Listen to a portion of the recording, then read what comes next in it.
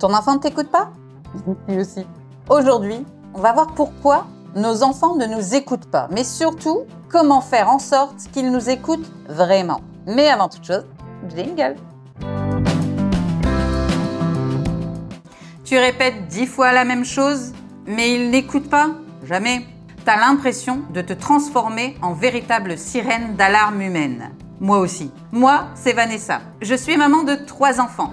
Lilou 14 ans, Alan 6 ans et Alix 5 ans. Et aujourd'hui, je mets mon expérience de maman au service des autres pour te permettre de devenir la maman de tes rêves, de vivre pleinement ta parentalité. Et aujourd'hui, on va voir pourquoi nos enfants ne nous écoutent pas, mais surtout, comment faire en sorte qu'ils nous écoutent vraiment, vraiment. Voilà les 3 raisons principales pour lesquelles nos enfants ne nous écoutent pas. La première raison, tu parles trop. Oui, je sais, c'est pénible à entendre. Mais souvent, on se lance dans des grands discours, on tourne autour du pot 1000 fois pour éviter de froisser leur petit ego ou d'écouter les soi-disant méthodes d'éducation nouvelle génération. Pot de balle.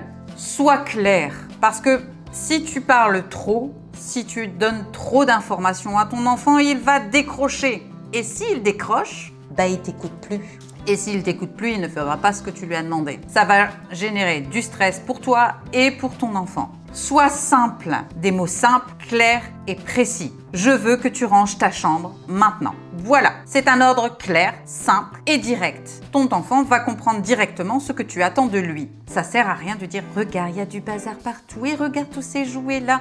Ça serait bien que tu les ranges. » Non, non, tu ranges ta chambre, point. Voilà, c'est un ordre simple, clair, net et précis. Et ça, ton enfant, il va l'intégrer, mais surtout, il va l'écouter.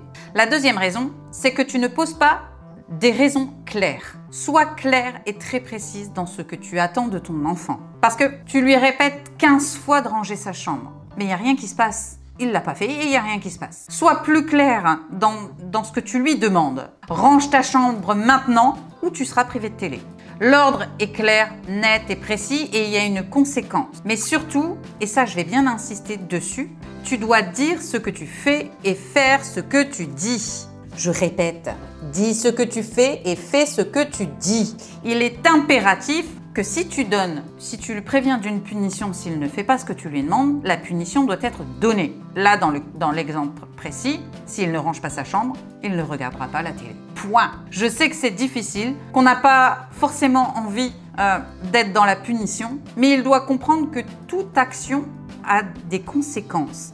Il est impératif pour son éducation et même pour son avenir futur qu'il comprenne que tout ce qu'il fait aura des conséquences. C'est à lui de devoir les assumer. Et que s'il ne range pas sa chambre, il ne pourra pas regarder la télé, que ça lui plaise ou non. C'est la seule manière pour qu'il fasse ce que tu lui demandes, qu'il écoute ce que tu lui dis, parce qu'il sait que s'il ne le fait pas, il sera puni.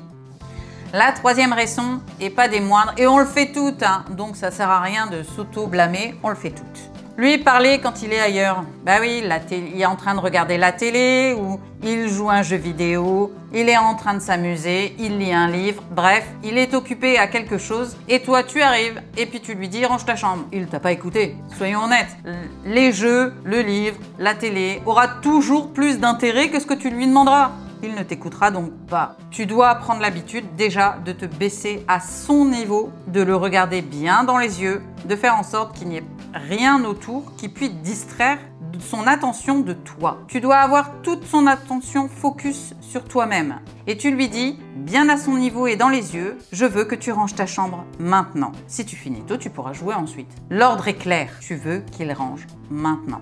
Et comme tu t'es mis à son niveau et qu'il n'y a aucune distraction, il sera plus enclin à faire ce que tu lui demandes. Tout ça, c'est bien gentil.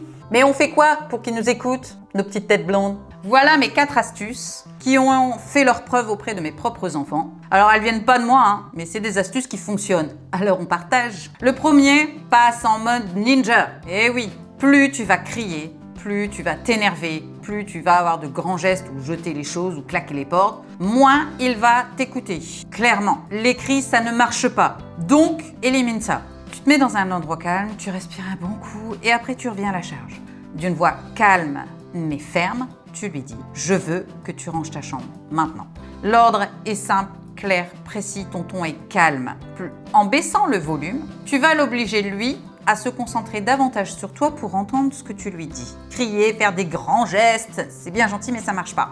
Alors, descends un peu les décibels et sois clair et précis sur ce que tu lui demandes, mais toujours en étant très calme. C'est la seule manière d'avoir sa pleine concentration sur toi. Ma deuxième astuce, crée des routines claires. Eh oui, les routines. Ça existe depuis la nuit des temps, mais ça a toujours fait ses preuves et c'est miraculeux. Fais les choses dans un ordre très précis. On prend le petit déjeuner, on s'habille, on se brosse les dents et après on joue. Toujours dans le même ordre. Alors tu peux t'aider d'un support visuel, ça marche très bien, tu en trouves de très bons sur Amazon ou tu peux le créer toi-même sur Canva si c'est plus ton truc. Moi perso, j'ai jamais eu besoin de support visuel pour les miens. L'écoute est suffisante pour eux, mais en soi, chaque enfant est différent. Donc, adapte en fonction des besoins de tes enfants et des tiens.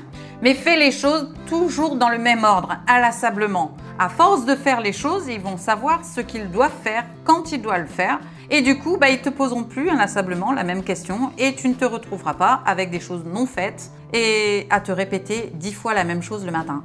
Tout est clair et précis dans leur tête et du coup, leur action sont claires et précises. Ma troisième astuce, c'est de leur donner des choix limités. Par exemple, tu préfères ce t-shirt rose ou tu préfères le t-shirt bleu?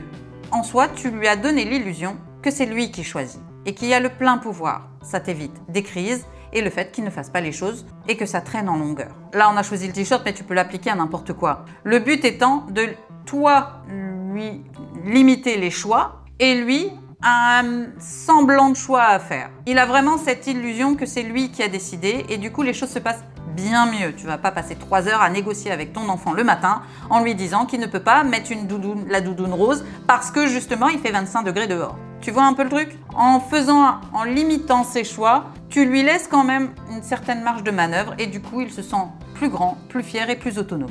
Résultat des courses, il va t'écouter davantage et ça ira beaucoup plus vite. Ma quatrième astuce, mais pas des moindres non plus. Valide quand il t'écoute. C'est bien, t'as rangé ta chambre direct dès que je te l'ai demandé. Je suis fière de toi. Toi, ça ne te coûte rien. Mais lui, il est extrêmement fier. Et quand ton enfant est fier de ce qu'il a fait et surtout de voir cette validation dans tes yeux, il aura tendance à le faire plus souvent pour retrouver cette même validation. Résultat, il fera les choses quand tu lui demandes et tu n'auras pas besoin de batailler pendant des heures. C'est vachement important. On minimise trop souvent l'impact de la reconnaissance que peut avoir sur nos enfants. Le fait qu'on reconnaisse qu'ils ont bien travaillé, qu'ils ont bien fait les choses, qu'ils t'ont bien écouté, ça les rend fiers et toi aussi. Et cette fierté, ils vont la rechercher et donc la reproduire. En conclusion, je dirais que si ton enfant n'écoute pas, ça ne fait pas de toi une mauvaise maman. Simplement une maman qui n'a pas les bons outils et les bons conseils. Ici, tu trouveras toujours le soutien dont tu as besoin, les bons conseils, les astuces qui t'aideront à vivre pleinement ta parentalité, mais surtout mieux la vivre, avec moins de stress, moins de cris, moins de larmes. N'hésite pas à partager les vidéos parmi tes contacts. Tu as parmi ton entourage, des mamans qui sont sûrement dans le même cas que toi et qu'elles ne disent rien. Plus tu partageras, plus on pourra aider de mamans à mieux vivre leur rôle de parent. Et ça, c'est vachement important. Et c'est super valorisant. Donc, je compte sur toi, car plus tu partageras, plus on pourra aider. N'hésite pas, si ça n'est pas encore fait, à t'abonner à la chaîne. Pour toi, c'est gratuit, mais pour nous, c'est super important. Donc, je compte sur toi et sur ton soutien. On commente toutes les vidéos. Ça nous aide à remonter dans l'algorithme de YouTube. Et ça nous permet de proposer la chaîne à un plus grand nombre. Et mets un petit like, c'est toujours sympa. Dis-moi en commentaire quelle est l'astuce que tu vas tester en premier. Et n'oublie pas, une maman inarrêtable n'a pas besoin d'être parfaite. Elle est parfaitement imparfaite. Et quant à moi, eh bien, je te donne rendez-vous jeudi prochain, ici même, pour de nouvelles astuces pour mieux vivre ta parentalité. On est ici chaque jeudi. Donc, n'hésite pas à nous rejoindre. Clique sur la petite cloche, comme ça tu seras averti de toutes les nouvelles vidéos en temps réel. Et surtout, partage la chaîne parmi tes amis. Quant à moi, eh bien, ma foi, je te dis à bientôt dans une prochaine vidéo. Bye!